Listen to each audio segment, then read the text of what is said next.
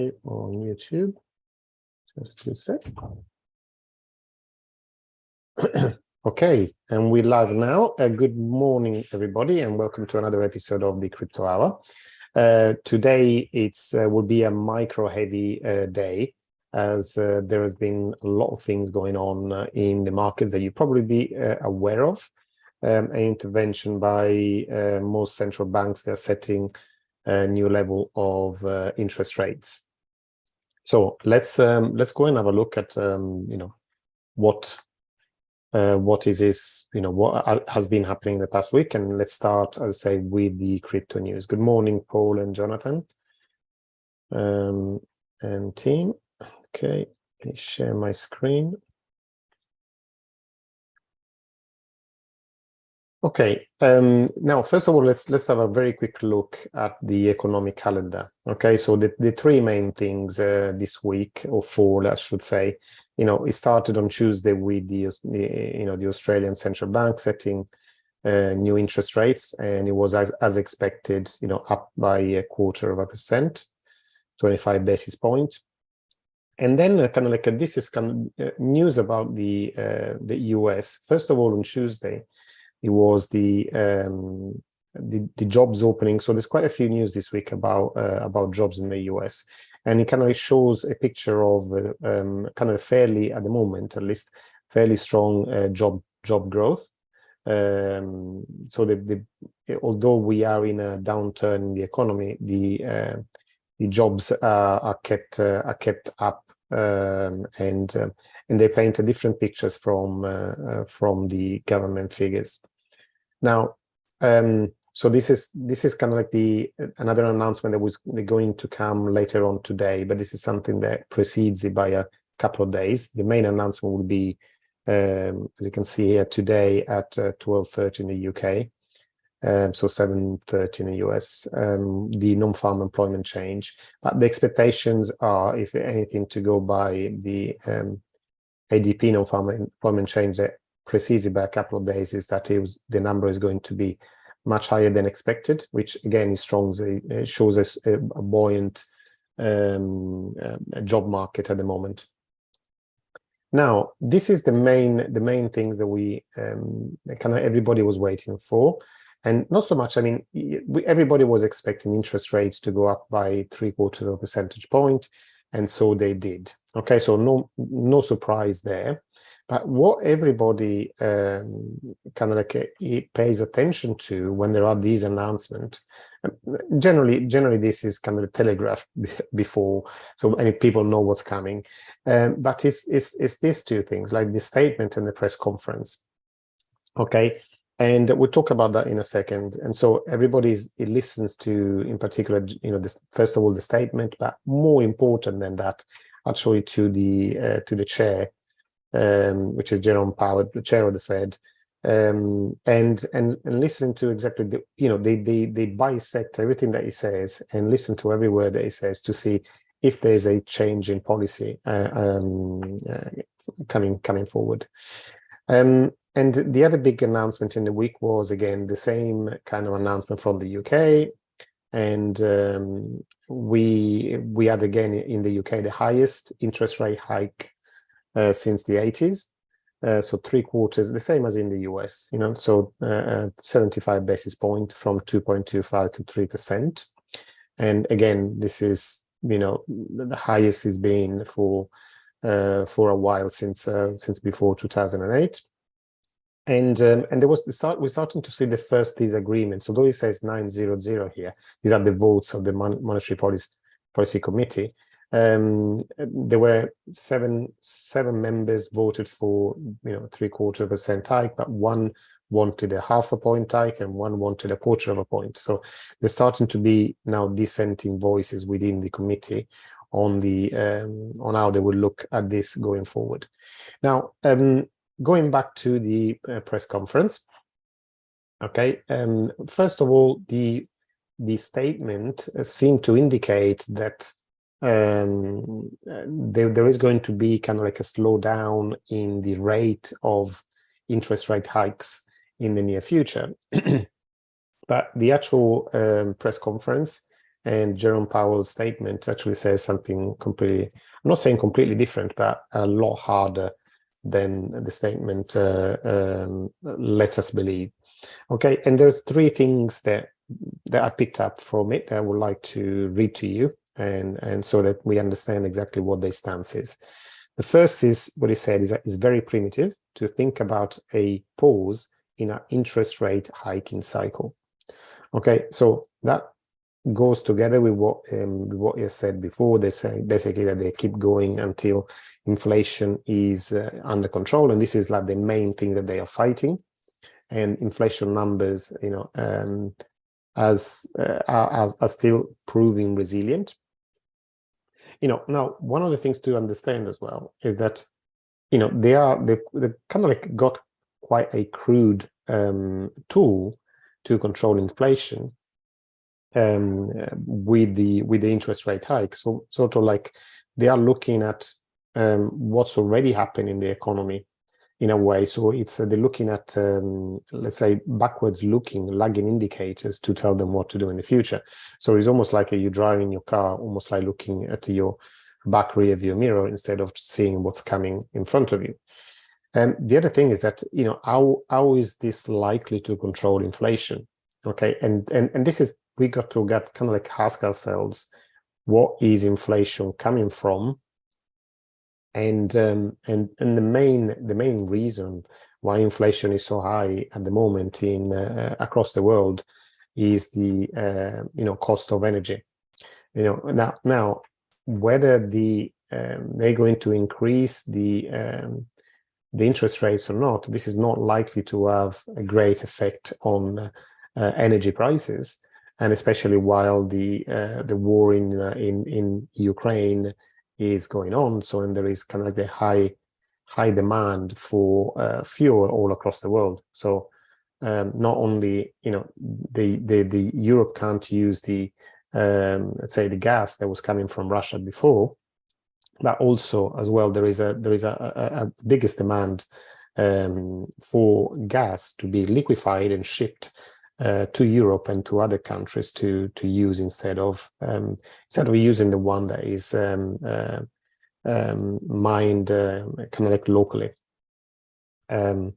So there is this kind of disinflationary pressure that is not going to be controlled by a raise in interest rates. What it is going to do, though, is harm the economy and cause a prolonged recession. So the thing that the second thing that Jerome Powell said was that the incoming data since our last meeting suggests that the terminal rate of Fed funds will be higher than previously expected. The previously expected was 4.6%, and we will stay the course until the job is done. Okay, and what does that mean in normal speak? Okay, it means that they are going to keep interest rates at higher level for longer. So they are expected to keep interest rates above 5% for the duration of 2023. So we're talking to, you know, we're looking towards an end of 2000, you know, the whole of 2023 being a 5% or more, and that is going to be quite an effect on the economy. And the third thing they said, again, says what his outlook is that, and I quote, I read, prudent risk management suggests the risks of doing too little are much higher than doing too much. If we were to over-tighten, we could use our tools later on to support the economy. Instead, if we did too little, we will risk inflation getting entrenched, and that's a much greater risk for our mandate. Okay, so this is what the markets thought of these statements. Okay, and this is the kind of like the market determined interest rates, or where they see the rates being 6 months from now. Okay, and this is kind of, it shows like what the expectation was before the press release and after it. So you see the effect that his speech has on what the market expects. Okay, because at the end of the day, there's no point of fighting the Fed. So they're going to do whatever they're going to do, and we have to deal with it. So where the expectation before was around the 5%, and before one day the statement came out, actually came down slightly to 4.9 as you see here. Now the expectation are kind of like around 5.2. Okay, so and to stay there, I will say, for a considerable period of time, and probably I will say well into the end of 2023. So what does that mean? It means that now there's two things that this means. First of all, now there is, and if we read this combined with the inverted yield curve at the moment, that means that short-term interest rates and bonds pay more than long-term ones.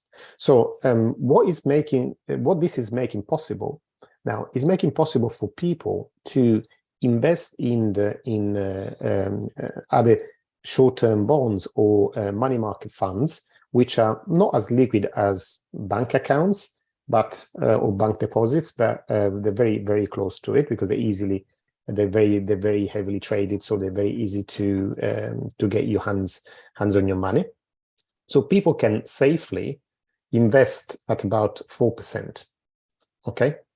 And also, especially if they the money that they're investing is above the $250,000 mark, which is what is protected if your money is in a bank account. So above that level, your money that you have in your bank account in the US is just like considered like an unsecured loan to the bank. Okay, so if the bank was to go bust, that money wouldn't be protected. So what happens is that there's going to be a draining of the bank's reserves because people are taking money from the bank accounts and putting it into bonds and short-term like money markets, and that affects the ability of banks to then do their jobs and their willingness to lend. So what this has caused, apart from expectation of higher interest rates, from the point of view of the offer, is the kind of the spread in the bank's offerings has actually got larger. So in a way, to you and me, it means that if you go to a bank to ask for a loan or to ask for a mortgage, now you will pay a lot more, but not just a lot more because the interest rates have gone up, but a lot more because the banks are actually raised their prices. So the amount they charge on top of the official interest rate.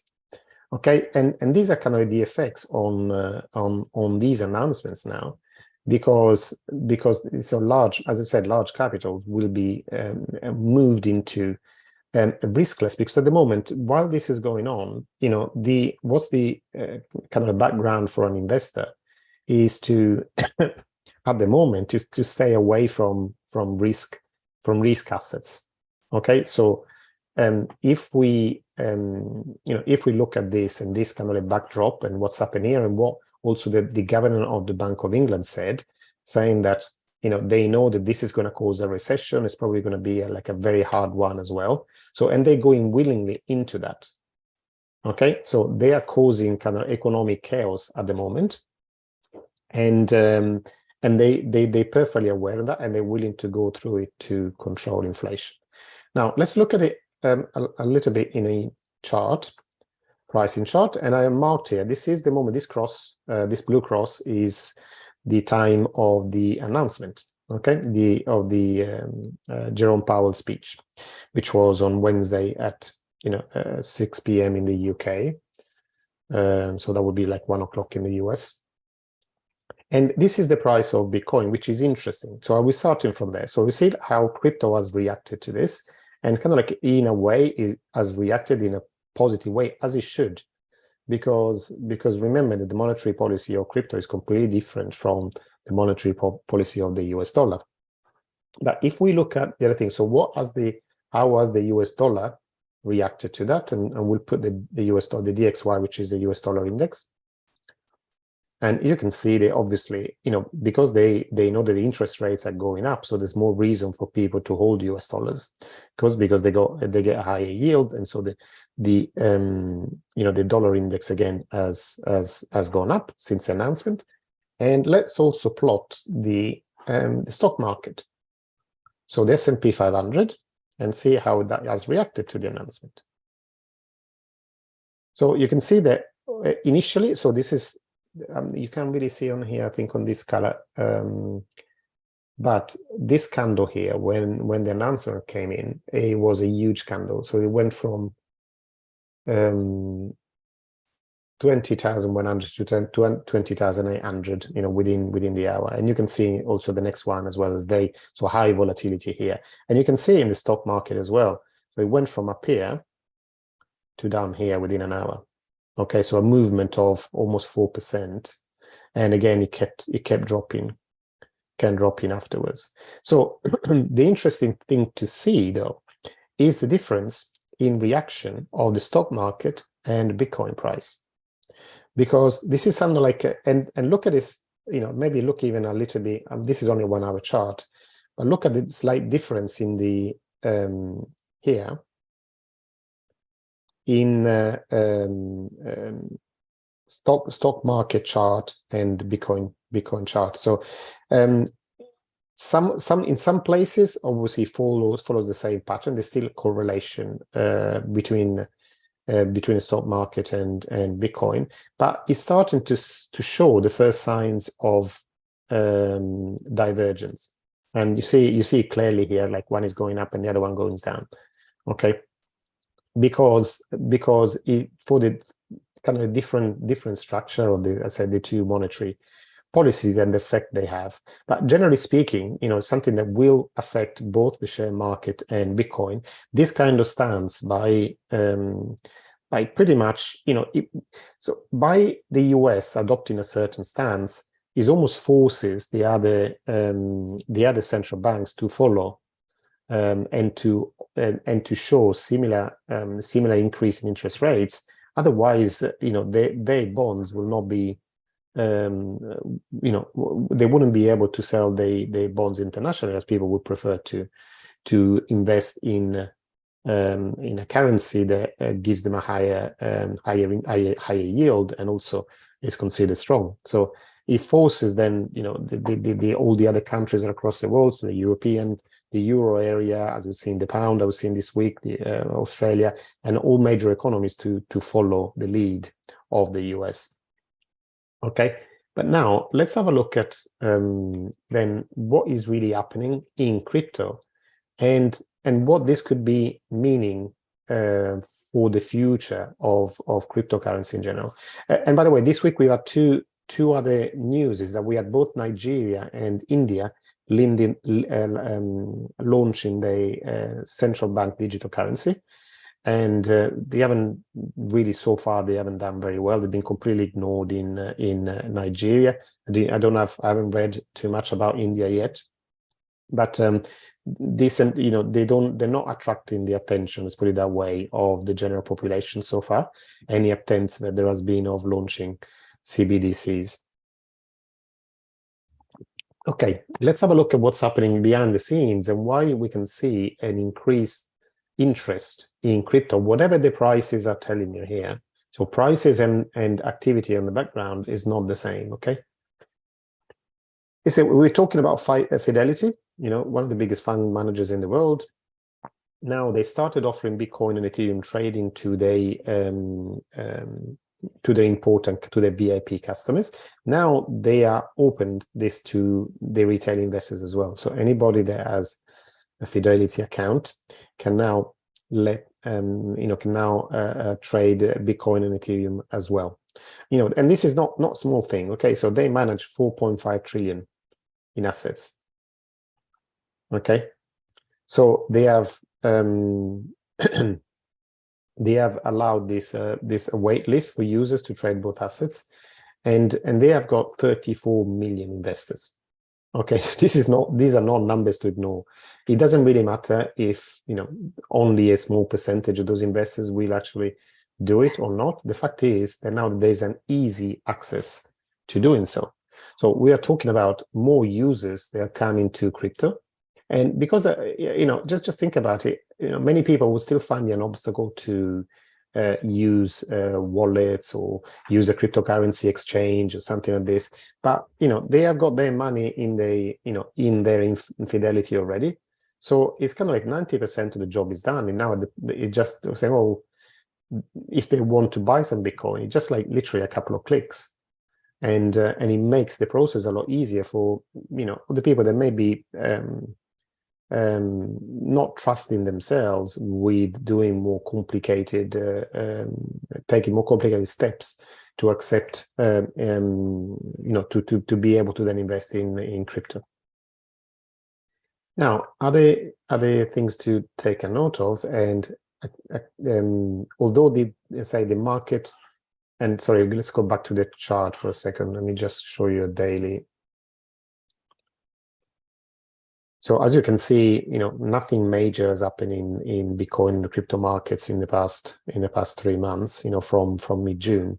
So we're still traveling sideways, but although that is happening, the number of wallet activity, so actually people using wallets on chain, has grown in October, showing that the crypto is actually spreading more widely.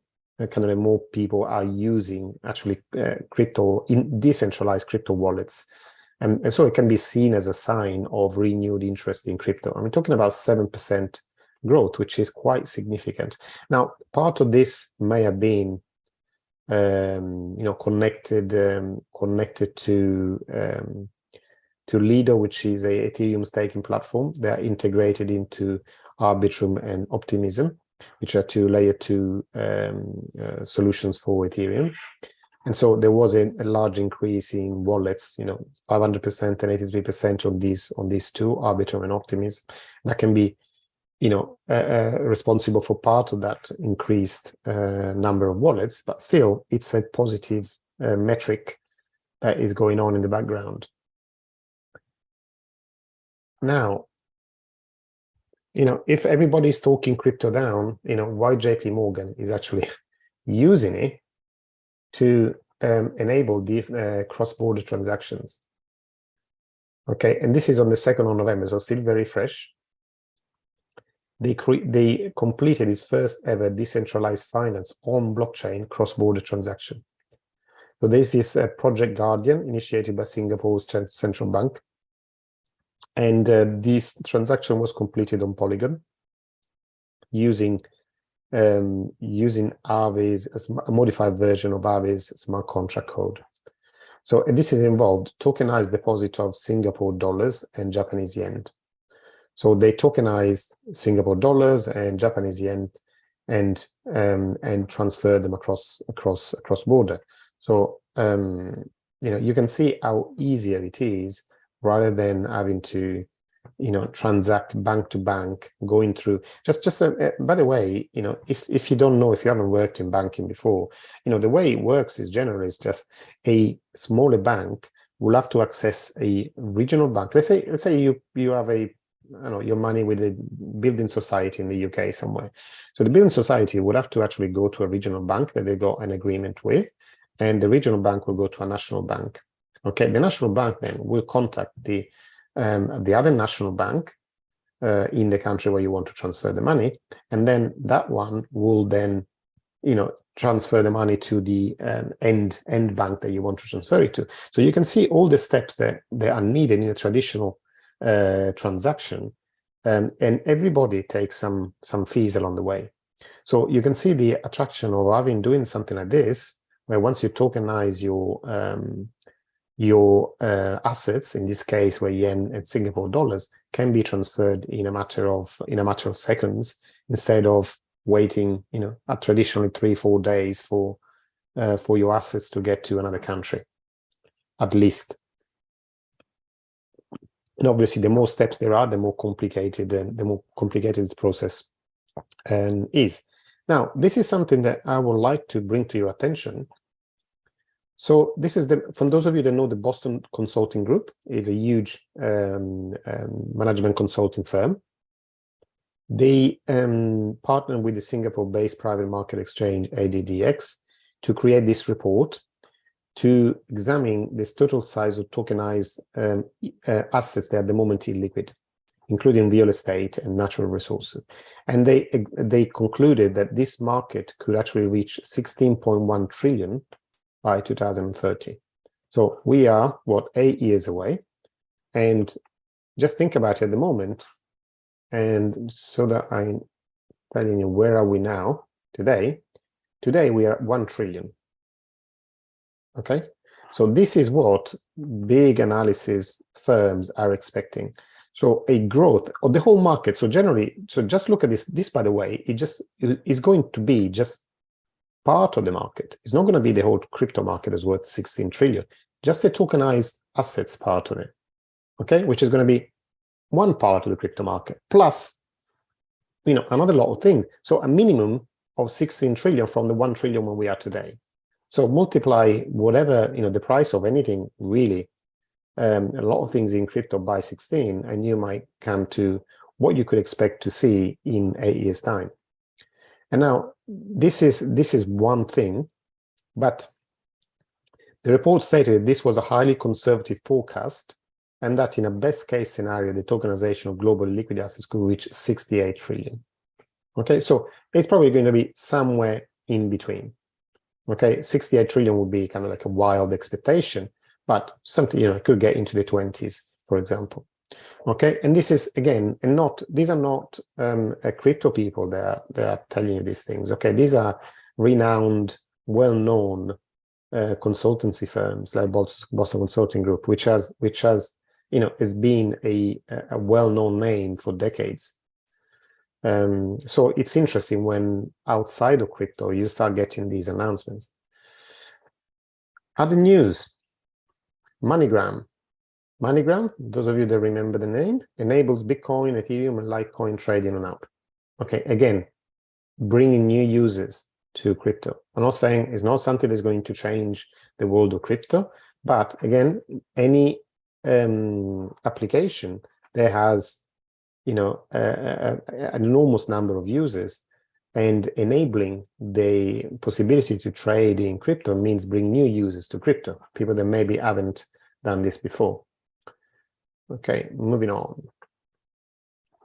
Meta, also known as Facebook, announces a new product allowing creators to build Instagram NFTs on Polygon and sell them directly on Instagram. Okay, so not just they make their own and mint them, but also sell them directly on Instagram. So obviously this is Polygon. So Matic is the token, which surged by 13% after the announcement. But again, it's not so much that Meta hasn't been very successful so far since they rebranded from Facebook. But again, they got billions of users. So will they make, will every single user have NFTs on their Instagram or Facebook? No, they won't. But the fact that it is possible, the fact that it's going to be discussed and people will be seeing it, it brings, again, more visibility to crypto, NFT, and anything else that's connected with crypto. So again, guys, I just bring you to, it's almost like impossible to ignore all these signals right now. And wherever you look at crypto news and you see all these announcements, don't worry too much about the price. Okay, because this is the future. Okay, this is the future. The price will follow eventually. And going back to ARK Invest, which we often mention, and Cathy Wood. And we talked before about the Big Ideas 2022. You can download the research for that from their website, and they're talking about this target of 1 million Bitcoin worth 1 million by 2030. Okay, and they still stand by the analysis, because their analysis is not based on price action, but it's based on how much market share Bitcoin could take from traditional businesses, like, for example, remittances, like the gold market, like the share market, and so on. And by totting up all the market share in these different markets, and the predicted penetration into each one of these, they come up with that kind of value by 2030. So again, we're only looking about 8 years for nice guy. So although I know that we all want to find a way to make money, to get rich quick, but these are signs that cannot be ignored, and it is, it is my belief that in a matter of years, the crypto market is going to grow exponentially from where it is now. So we're still at tiny levels compared to the rest. Is still, at this level, the whole crypto market is about 1/10 of the value of gold. So we're still very, very tiny compared to, if you then compare it to the stock market and the bond market and so on, and the derivative markets, and still is even smaller. So there is a lot of upside to go to. On a different market now, talking about banking. Okay, now this is the last announcement from Santander, which annoys me very much because is one of the banks that I use. Santander UK limits crypto transactions for its customers, limited to £1,000 per transaction and a total of £3,000 a month. And again, there is no backing for these decisions. Okay, this is what it is annoying. The group cited cryptocurrency fraud warnings from regulators as the reason behind its decision. Now, this is so vague. There is no specificity to that. They say, oh yeah, cryptocurrencies could be dangerous, as if investing in the stock market, is not, for example, or in any other investment. So the bank plans to protect its customers from the risk associated with investing in crypto assets. Sharing the money held in customers' crypto wallets is unlikely to be protected by the Financial Ombudsman Service and Financial Services Compensation Scheme if something goes wrong. Now, it's all well and good, but that's just a feature of the bank account. It doesn't mean that why, again, just think about what they bloody saying, these guys, because they really, this is people telling you, this is for you and me, this is a service. Okay, so it's a service that you're using, telling you what you can and cannot do with your money. Okay, and which is, mind-blowing for me.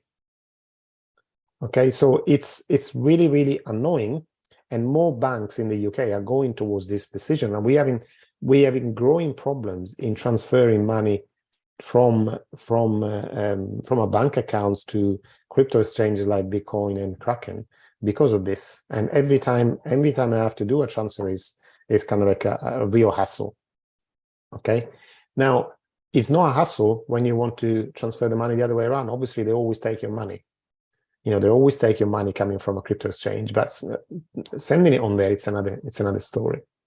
So as this is becoming a problem now, what is happening on the other side? Because obviously there's a lot of money in crypto, and as we know, Binance being the biggest crypto exchange, and now it's saying, okay, you want to limit our activity? What about we actually buy a bank, exploring benefits of bank acquisition? So, and again, this shows the bridging between, we've seen as earlier on as JP Morgan is looking. Is using already blockchain to do cross border transactions, and there is kind of like a coming together of crypto exchanges and the banking world. Okay, so we're looking at people so they're looking to buy businesses that got local licenses, so other traditional banking or payment service providers and so on. Okay, so they really are trying to position themselves as the bridge between crypto and the traditional financial world. Okay, so, and he went on to say that the value of banking institutions tend to increase exponentially. Are they saying agreement with Binance? Obviously would say that because the crypto exchange tends to onboard new users to them. Okay, now this is interesting, because I'll say, why would a bank actually make an agreement with them? And if you know the cost of acquisition of a customer, so when you open an account with a bank, it costs them about $1,500 per customer, okay, to acquire the customer. And why do they do that? Well, they do that because over the lifetime that you bank with a traditional bank, you'll give them many times that amount. Because generally people are very lazy about changing banks. And when you open an account, you stay with the bank for many years. You do all your, you pay your bills. You kind of like use your savings account to use their own products, and eventually they recover that investment and much more. So they have set aside, they said about 1 billion to spend on acquisition. Now, with 1 billion, obviously you can buy the major banks, but you can buy some of the smaller ones. And it doesn't matter, they don't care about the size of the bank really, because they bring in their own users. So they wouldn't spend a lot of money to buy a major bank. They will actually make a smaller bank become a bigger one simply by bringing their users on. I mean, I'm not being funny. If they purchase the bank in the UK, I would open an account with them tomorrow. And then what do the other banks do? Do they stop you sending money from one bank to another bank within the UK? They can't really do that. So this is the next step for the banking sector. And I think we'll be in a situation soon that as soon as they start acquiring banks, there will be then a rush to start crypto services from traditional banks, because it's either join them or lose them in a way. So unless they join this, so they allow these products to be used within their system, or they're going to lose customers. It's as simple as that. And on other things that related to Binance, they started doing sell crypto to credit and debit card on their system. So instead of just selling crypto and sending money to your bank, now you can direct sell it to card. So it's limited to this currency. So it's, for most of you, I think you are within that, but mainly it will be euro, pound, Australian dollars, and some smaller ones, including New Zealand dollars, etc., etc. So again, it's nothing that's like world changing in a way, but it will make the transition because it's so painful at the moment. The most painful part of crypto is the relationship between crypto exchange and wallet and banks. Okay, and anything that makes this process easier, it's going to bring extra adoption. I mean, this will be not particularly major, because it's talking to people that already made that step. They already have a Binance account. They already transferred funds to it. But this still makes the process a little bit easier. Although obviously they're going to charge a fee for it, and obviously why otherwise would they do that? There's always like a hidden fee somewhere. But in their case, it's quite open about it.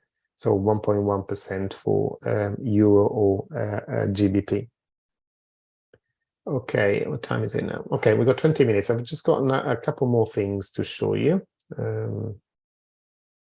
So this is kind of like I've already talked about it earlier on, kind of the Bank of England raises interest rates to 3%, the largest jump in 33 years. This is a graph that shows you the kind of like the increase in interest rates. They've been at a very low rate, really, even before that, even since 2008. So since the property crisis, the subprime mortgage crisis, and it stayed at that level pretty much all the way till now. So lately, between 2020 and 2022, was at 0.1%, and now, as you can see, 1, 2, 3, 4, 5, 6, 7, 8 raises, one after the other. I brought the level from 0.1% to 3%. So this is and the year is not even finished. Okay, so it's quite stark and makes a big difference. And one thing that maybe, I don't know how many, if you're in a different part of the world, maybe your mortgage works differently. But in the UK, most of the mortgages are on a fixed rate. So the effect of this hasn't really played out in for a lot of people, because simply they still, they fixed their rate, a few years ago, maybe, and they're still on the old rate, okay, which was based on these levels of money cost. But as the period ends, which is normally the fixed rates are anything between 2 and 5 years, as this fixed period ends, then they will need to have another deal with their bank, for their mortgage.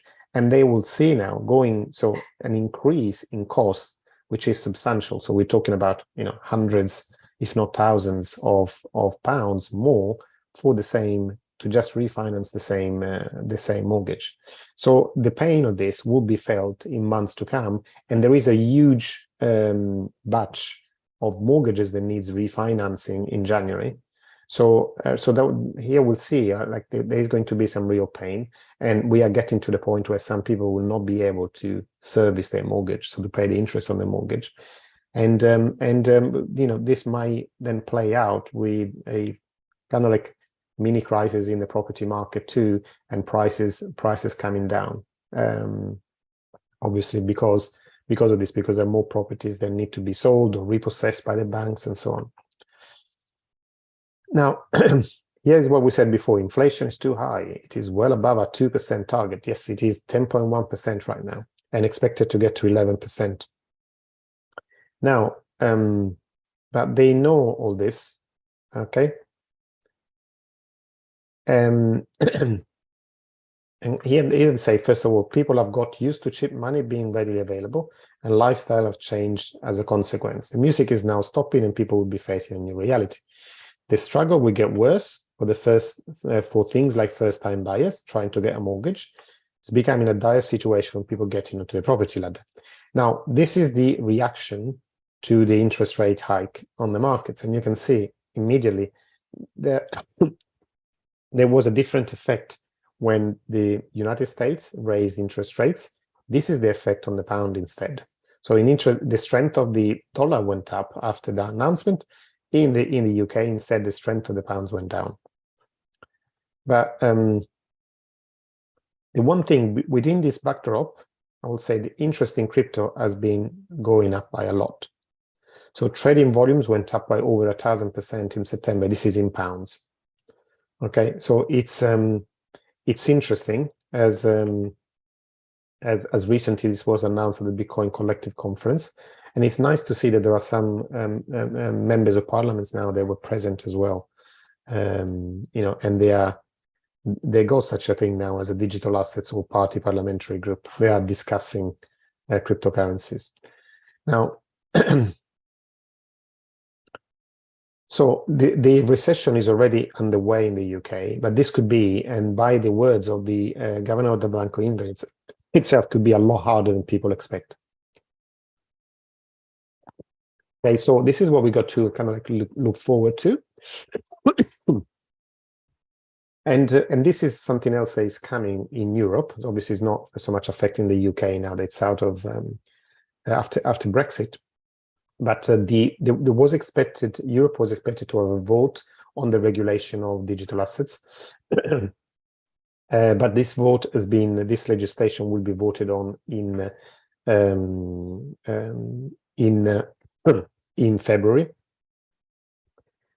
because they haven't quite finished translating it into all the 24 official EU languages. That needs to be done obviously before a vote can take place in the European Parliament. But in a way, this regulation is coming in the EU and will be coming in the US and in other parts of the world. It is a good thing with crypto for the simple reason, as long as they really don't hide any really bad provisos in the legislation. But it's going to be a good thing for crypto, because then it's going to give clear guidelines of what can be done and cannot be done, and then projects can build around that. At the moment, we're all in a kind of a gray area, and that causes uncertainty and unwillingness sometimes for investors to get in, because they can see that there's too much uncertainty around it, and investors normally want to be sure of where they put their money in. Now, there's quite a few kind of like good news in this. The bad news is that apparently Gala Games, which is one of the biggest crypto projects for gaming, has now seemed to have had a 1 billion hack scare. So, and that has caused a fairly large 30% drop in price. seems to be that a single blockchain address minted over 1 billion worth of Gala tokens. Now, there aren't any details on at the moment, but it's kind of like, if you can see here, it's so the price is going down fast, and also has actually drained a PancakeSwap pool. So that means that sorry, I know I don't want to go to PancakeSwap right now, or to Twitter. So again, if you understand how the liquidity pools work, they got the same amount of 2 tokens, and then you can add a deposit one and take out the others. So that means that in that pool that on PancakeSwap probably would have been with BNB, there are no more BNBs in that pool. There's only Gala tokens. So you can't sell Gala for BNB. Okay, in this case, this is what happens when there is like a run on a particular project. Now, obviously, Gala is a kind of quite a large token. There's also on some of the centralized exchanges, so you'll be able to trade it on there, but it has affected the price quite considerably. Let's see what the latest are on Gala. You see, it's trending. Is one of the top search. When you go on here, when you go on CoinGecko and you go into the search tab, tick on the search box. So this shows you the trending search. Okay, so these are the most searched projects at the moment. So if let's have a look on Gala token at the moment is 12% down. Let's have a look. So it's actually recovered quite a bit because it's got a quite strong community. So a lot of people saw this as an opportunity to buy, but it went down from, as you can see here, this is the announcement of the hack. Went down from 39 to 29. Now is back at 34. Okay, so it's actually recovered some of the lost ground, but still down 12%. But we'll see. You see, and now CoinGecko started actually announcing these things. So it's just can refer to the Twitter post and the Gala announcement and the P network announcement here. Okay, so what's to be expected right now? Okay, there are kind of like 2 schools of thoughts here. And here we're looking at the Bitcoin price, and you can use this as a tool to to discuss the whole market. Let me take these other ones out for now. Okay, so there are 2 schools of thoughts. The one is this low. Was that the lowest? Or yeah. Okay. Some people think that this was the bottom. I'd established at 17,000. What was the low? Exactly 17,600. And there are other schools of thought that think that this, let's make it a little bit bigger so it can be seen a little bit better. Especially after the announcement, Bitcoin will rally before it gets to the 22.5, especially because there were a lot of shorts that have been established. So we can see maybe there were going to be another little wave of liquidations. So we might see Bitcoin rally between the 21 and 22 range, and then to have a drop and establish new lows. Okay, whatever is going to happen to Bitcoin in the next 2 or 3 months, okay, what is everybody waiting for? And this is why everybody's listening to Jerome Powell, or to the a bit less than that, to the Bank of England governor, but or to the European Central Bank, okay, because they are looking for a pivot, okay, which is like a change in policy from the regulator. Okay, a change in policy doesn't mean to say that they're going to start printing money again, but kind of like they're looking for a slowdown of these interest rate rises, because these interest rate rises will cause real pain in for people, and real pain for the economy. Okay, so this the S&P. Let's change this for a moment from this to the stock market. Okay, if you see the go again to an hourly chart, so you see exactly how people reacted to this. As you can see, there was an initial good reaction to the statement, and you can see here in this green candle, because and all it was that they thought that they were going to start slowing down the interest rate rises. So that is like 1.5% rise within a few minutes, really, of that being released. So which is again a significant level in the share market. But as soon as the governor started to speak, it was just like, doom and gloom down, saying no, nothing is changing. And actually, they're getting from hawkish, they were becoming even more hawkish instead of becoming dovish. This is the terms that everybody looks for. Let me delete this. Sorry, this everybody looks for. So we are going to see in the short term, we are still going to see at the moment, the dollar getting stronger and the share market getting weaker, because what these announcements and what the Fed is doing right now, until we can see a shift in policy, is pushing all the let's say all the institutional investors and retail investors as well to sell risk assets and hold safer assets. Okay, so away from stock market, and in a smaller way away from crypto too, and into things like bonds and money market funds. Okay, so this is unfortunately, and it's quite obvious when you see how there's negative divergence between the strength of the US dollar and the weakness of the stock market. Yeah. So sorry not to bring any better news this morning, but unfortunately these are the facts that we got to face. And by the way, let me see if I have got. I can't remember now. This is something else I wanted to show you so that you just realize what this is like. Okay. Now, credit default swaps can be considered like insurance against a sovereign state failing to pay its debts. Okay. Now, this is what I wanted to show you.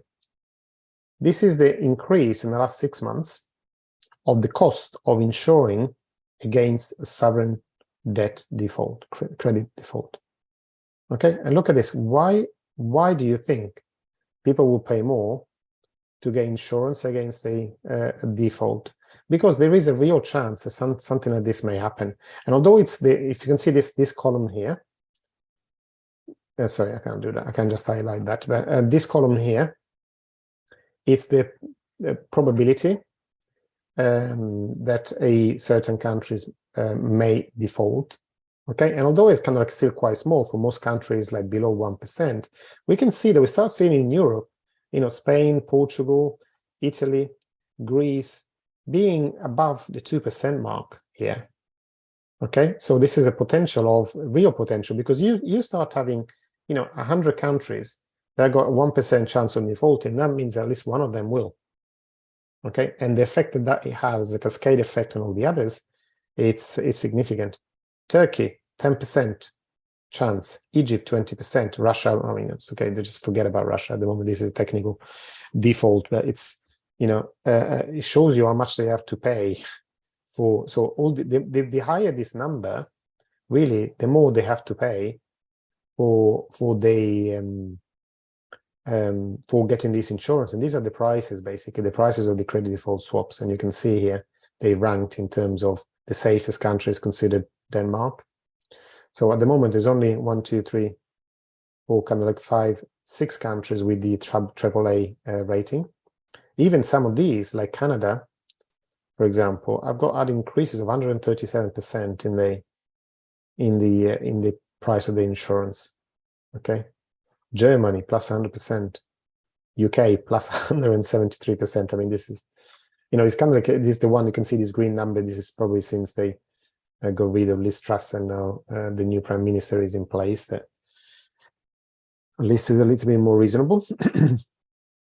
So just ask yourself, what would people pay to insure against a sovereign country defaulting on their debt? Okay, I'll leave it to you to answer. Okay, so let's stop sharing. Let's take in some questions. Hi, good morning, Tanzine and Jonathan. I didn't see you coming in.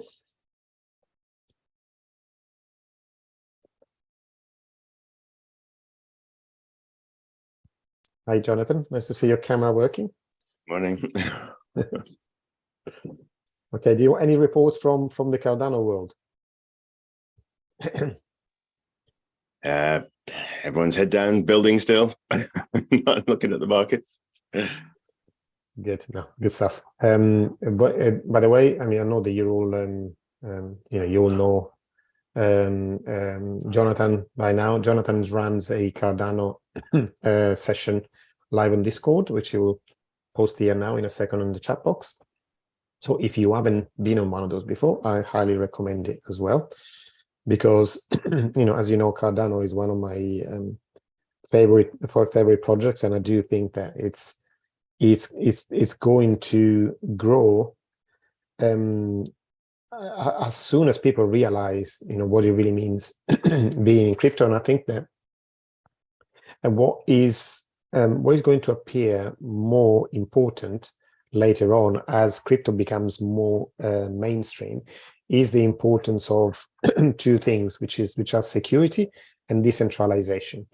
Okay, and where at the moment people don't care. So you can see the success of chains, for example, like the Binance Smart Chain and Solana, which are highly centralized, and even Ethereum after the merge is, you can see that most of the blocks are being minted by two validators.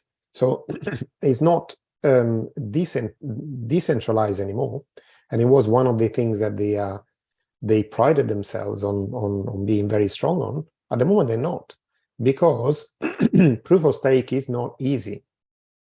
It takes years to build a proper proof of stake network, and what they have done is just the first step. So they're nowhere near being, at the end of their journey, and it's going to take them years from here to be in a position that's similar to the one that Cardano is in right now. So as people then start to value these factors, and we know how much pain there has been on the Ethereum network, with especially DeFi project being hacked, to the tune of several $1 billion this year. And then you realize how important that can be, especially when banks, insurances actually start using blockchain for their operations. They will value that above all else. Okay, and that will make a difference in the networks that they use to for their transactions. And Cardano is one of those that will be well positioned to take advantage of this increased activity. Okay, anybody wants to unmute themselves and ask questions, or?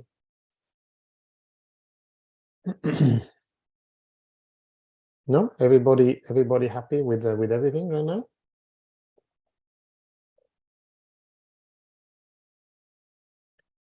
Wow, guys, don't talk all at once.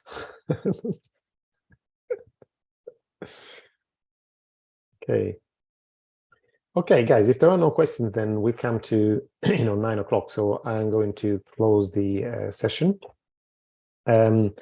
Please feel free to post any questions that you like. In the meantime, either into the GeniusU the GeniusU circle, or onto the Modern Day Investor site, and I'll be happy to answer those there if anything comes up. In the meantime, have a great weekend, and I will see you again either on Monday or on Friday. And by the way, I just put in if any are interested in knowing more about what we do and our investor community, I'll just put my email address here. You are free to contact me. and I'll be happy to have a chat with you, on Zoom separately. So this is my email address. So if you want a chat, feel free to get in touch. Okay, have a great weekend, everyone. And we'll. Oh, by the way, I'm not quite sure, Jonathan, if there are still places for the Cardano conference. On the 20th of November in London on list. There's apparently it's the venue where we have done the Wealth Acceleration Workshop in London. So the same place. So we know there's going to be also, apart from being lots of good content, there's going to be lots of good food as well, which is a plus, especially for a free event. Okay, so it's going to be in the city of London.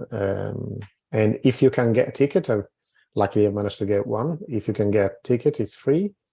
If you can't, if you're not in London, have a look at your local Cardano community, because there are events, all across the world. Some of them are kind of officially supported by the Cardano Foundation, like the one in London. The main one is in Switzerland this time, but the Cardano in London also is sponsored by the Cardano Foundation. There might be some near where you live, so just Google it and see, and get in touch with your local Cardano community and see if they organizing a gathering on the 20th as well. Okay, so have a great weekend. Go and join in Jonathan's session starting shortly in about half an hour, and I'll catch up with you soon. Okay, goodbye everyone. Have a great weekend. Bye.